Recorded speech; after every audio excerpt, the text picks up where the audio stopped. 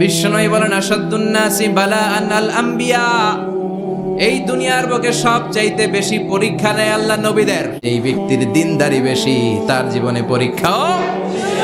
আল্লাহ যারে পছন্দ করে বেশি, তার জীবনে পরীক্ষাও।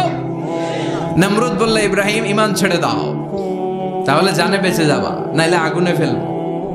সাইয়েদনা ইব্রাহিমের এক কথা, জীবন যাবে কিন্তু ঈমান যাবে। নমরুদ বলে, ঈমান ছেড়ে দাও, তা না হলে আগুনে ফেলবো। সাইয়েদনা ইব্রাহিম বলে, জীবন যাবে কিন্তু ঈমান যাবে। তার মানে আগুনের পরীক্ষায় পাস। চিল্লায় বলেন, আগুনের পরীক্ষায়।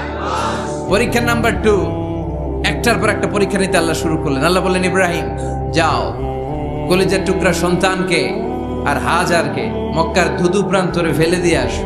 ওখানে মানুষ নাই, প্রাণী নাই, জনমানব শূন্য, দেখি আমার কদ্দুর ভালোবাসো। বলতে দেরি, টু শব্দ নাই, মরুভূমিতে ফেলে দিয়ে আসলেন। তার মানে পরীক্ষা নাম্বার 2তেও